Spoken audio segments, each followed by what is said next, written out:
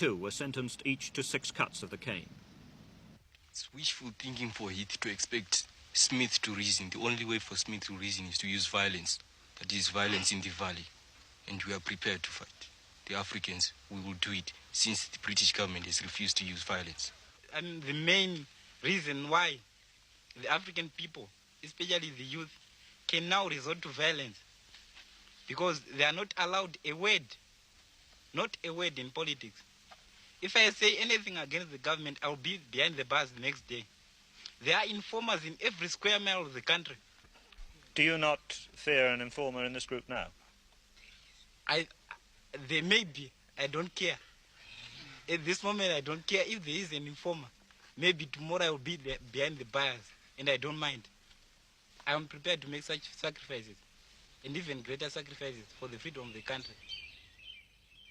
These boys talked to me in May at St. Ignatius College just outside Salisbury.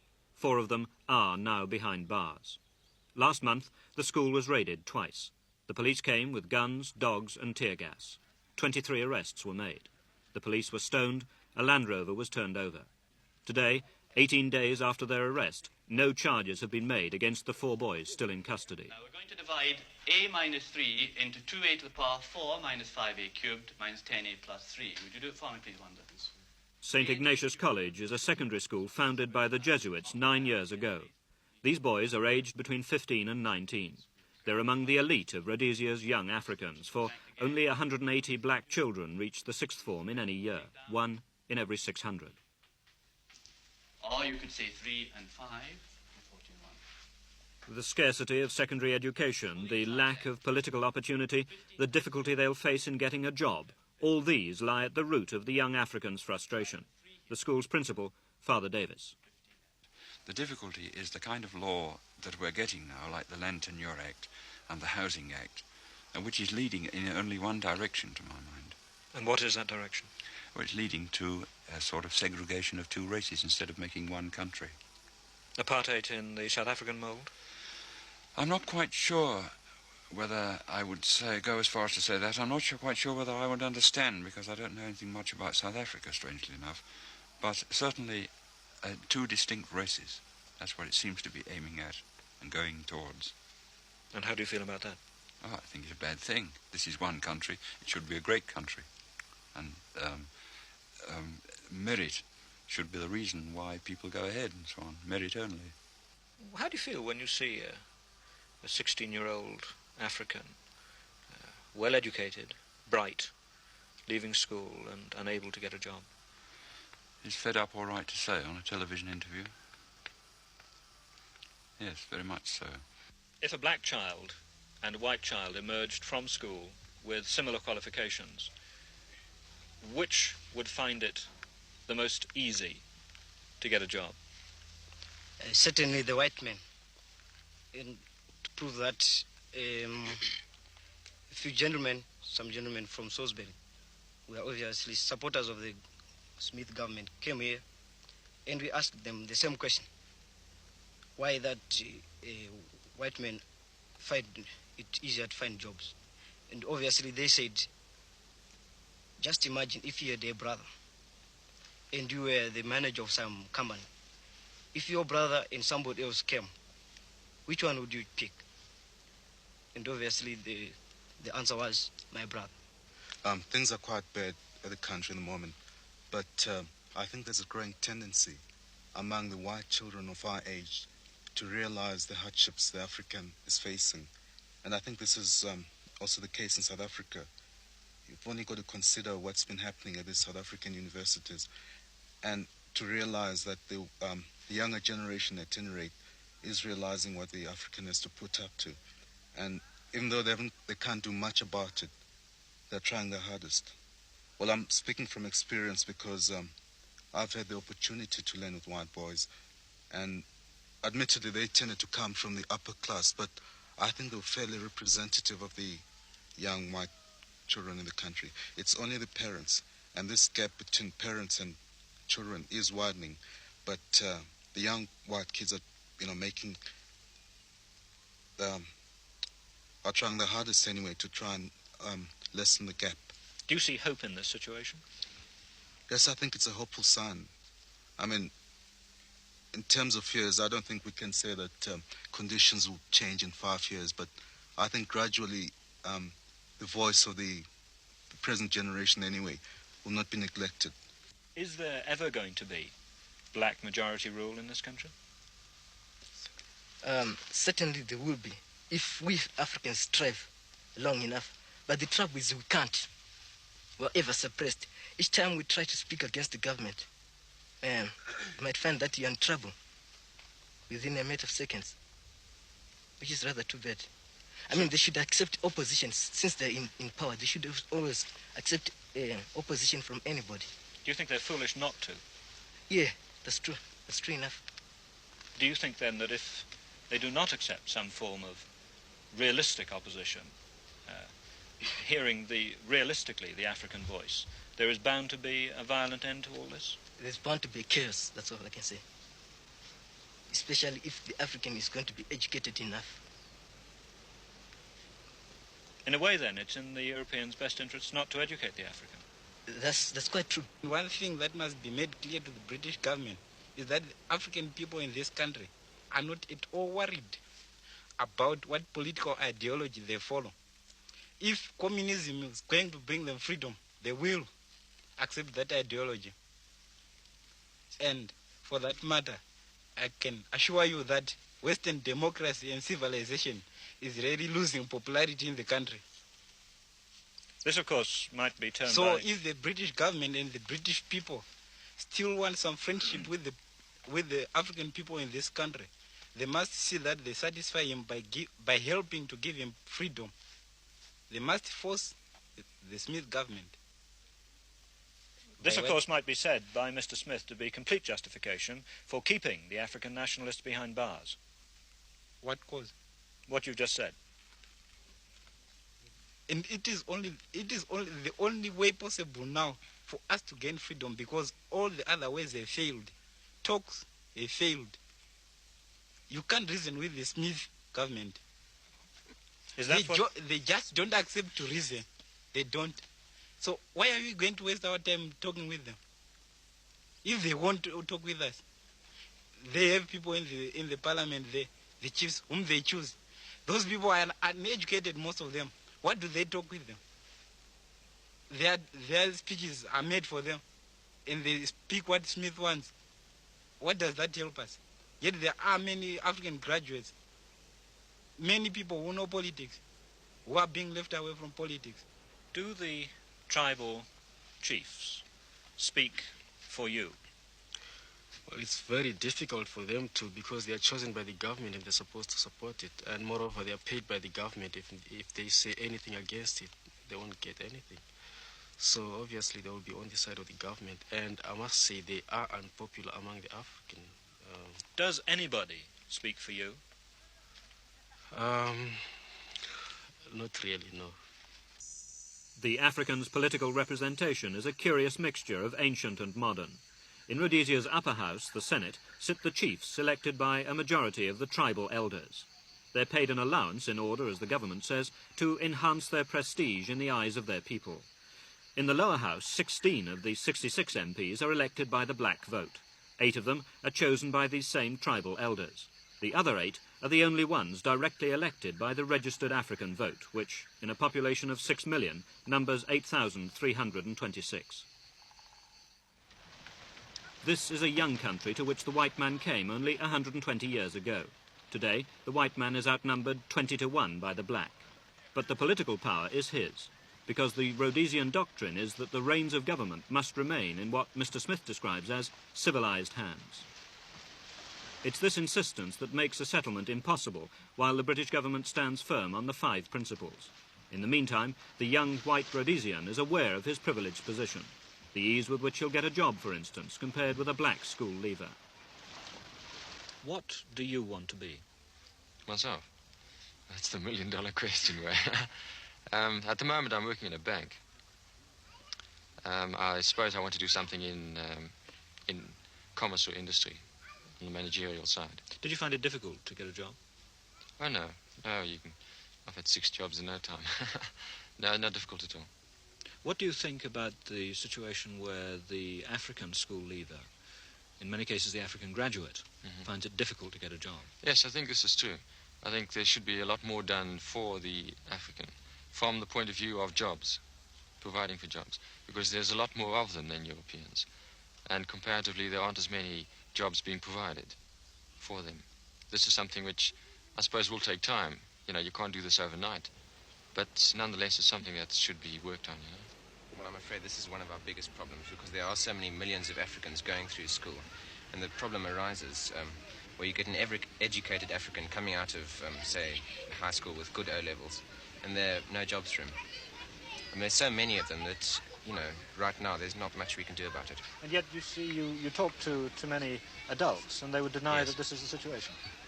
Well, this is only my personal opinion. But I've seen, you know, garden boys with O-level and this sort of thing. It's really sad. What do you think's happening to this country today? It's fluctuating terribly, I think. I think there's tending to be a slight repression, very slight. And the hope is that this tendency doesn't increase. But there are others who think exactly the opposite, of course. But if you ask me where I'm going to use my vote, this is the way I'll put it. To stop this. And I certainly agree with my friend up there that this business of having equal rights for equal qualifications is certainly something we must try and get. Quite often at school we have discussion groups about this subject. I think, like he says, it helps us. Makes us more broad-minded. Are you critical of the government? Sometimes, if we have to be. But broadly speaking, do you think that the government represents the points of view of most of you and your friends? I think so, yes. The friend beside you is smiling. I think generally that the country's doing well. If an African government had to take over, it would just go rock bottom, hit the bottom. I think it would. Zambia's dropped down because, after all, it was a European government there. And suddenly when the Africans came in, they tried to kick out all the Europeans. And now look at the country now. Sanctions are backfiring onto them. I think, you know, Rhodesia is going very well at the moment. I think sanctions have done us, you know, quite a lot of good. Much to the chagrin of the British government. And, you know, I would certainly not give any quarter, you know, concerning majority rule. You don't think there should be majority rule? Well, I think at the moment, no. Is there anything that you would try to explain to a British politician about your country which you don't think he understands? Yes, certainly. I think the relationship between the black-white, you know, they oversee us as the cruel tormentors of the poor African, you know, whereas this is not the case at all. We get along very well with the Africans, you know. We both try to help each other, you know, and we mutually understand one another. They're just two totally different ways of life. And this cannot be bridged, you know, in a few generations. But there are, obviously, as you yourself have said, inequalities of yes, opportunity. There definitely are inequalities of opportunity, and I think this should be rectified if possible. And what about the policy of separate development, which is the declared policy of the government? Well, the policy of separate development takes in, you know, the fact that there are differences among the blacks and whites. I mean, the blacks themselves support separate development. I think there should be separate development, but there ought to be, at the same time, opportunities for Africans to make their way, you know, and to do well. Certainly, the pattern of life of many Africans in Rhodesia has changed little over the centuries. Perhaps 3 million blacks live in the tribal trust lands, areas traditionally theirs. For many Africans, to talk of a concept of Western democracy is meaningless. Far more important is the day-to-day struggle for an adequate living.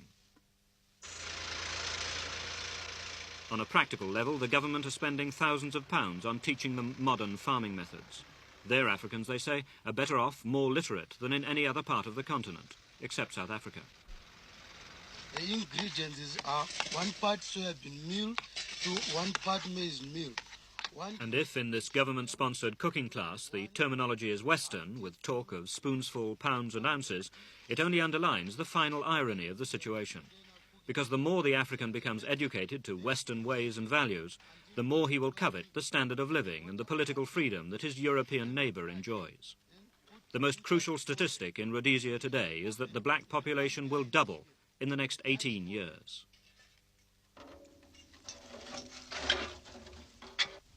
A few black Africans have fine homes like these on the outskirts of Salisbury. As the population grows, so too will the ambitions of the black majority. Sir Robert Treadgold was Chief Justice of Rhodesia until he resigned in 1960. His family came here around 1890 as part of the pioneer column that set out to claim the heart of Africa for Britain.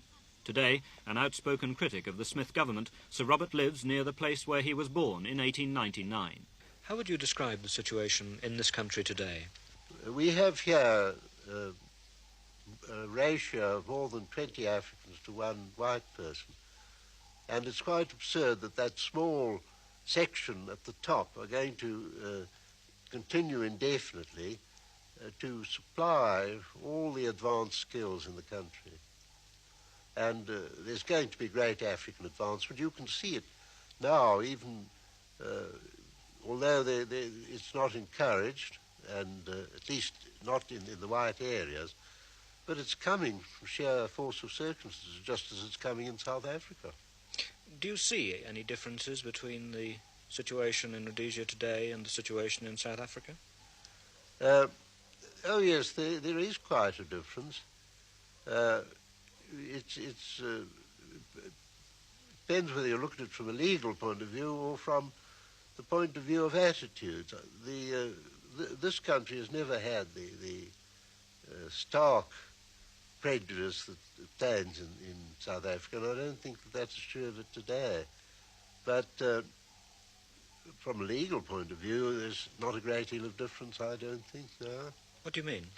Well, I mean, the repressive legislation that's been passed almost parallels the apartheid in South Africa now. Certainly it opens the door to it. I don't think that any further legislation would be required. Complete apartheid could be brought in under the existing laws. The legislation aimed at keeping the races apart is now being felt in the schools.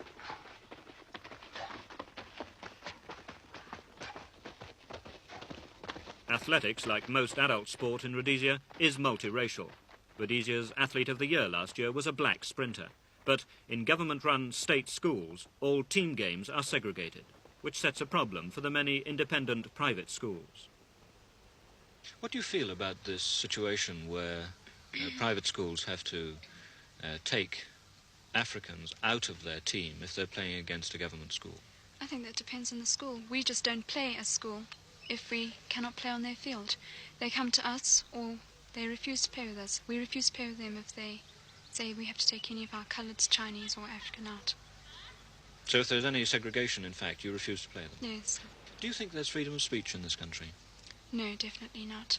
I think the minute you say something, it goes back and goes back. I know my parents are terrified something's going to happen when I start talking, because they're civil servants and I usually put my foot in it. Have you had any evidence of anything which you've said going back, as you put it? Yes, well, it's been thrown in my parents' face and they've told me to be quiet. I think it's mainly when I start criticising the apartheid principles that occur. With black African friends, we've got a few in our class, but it's very difficult to communicate with them. They seem to close up any time you try to talk to them, and we do go out of our way to make them feel at home. But I think so many of them have been rebuffed by other whites that they feel that they can't speak to anybody else. They don't seem to realise that not everybody's the same. We've all got different opinions. If you had a black African friend, would you take him home? Well, I wouldn't mind it, no. No, I think this is very frowned upon. I had a friend who felt very sort of friendly with Africans. And he once came into our home and he sort of shook hands with my houseboy, you know, sort of speaking to him. And my mother sort of said, look, what's he trying to do, you know? Why is he trying to go to extremes about things? I think it is fairly well frowned upon. But I must say that I do know one African who I probably respect more than any other person I know. Why? Because he's an intelligent person and his mind is developed. When I speak to him, I speak to an intelligent person, not to an African. To an equal? To an equal, yes. But this is, you know, few and far between. Can I ask you how you think your parents have handled the building of this country? I mean, are you critical at all of what your parents, the people in power, have done, let's say, during the last 20 years? No, I think they've done a very good job when you consider the age of the country compared with, say, the United States, which has racial problems far worse than ours. Can I ask whether you believe in equal rights? Yes. Yes, I do. Yes, if everyone's equally educated. Yes, I do. Yes, I think I do. Yes. Do you believe in one man, one vote? Yes, if the people are educated at the same level. At the moment, I don't, because you find that as far as education is concerned, the whites are in the majority, and one can't give the vote to uneducated people that they can't use their judgment, they can't assess the situation correctly. But how can you say that when you also believe in equal rights? I do believe in equal rights, but do you think rights are equal if you've spent 12 years at school being taught cultural things, science, the arts, and someone comes straight out of a hut in the bush? Do you think he deserves the same rights as you? If he had been educated on the same standard, fair enough.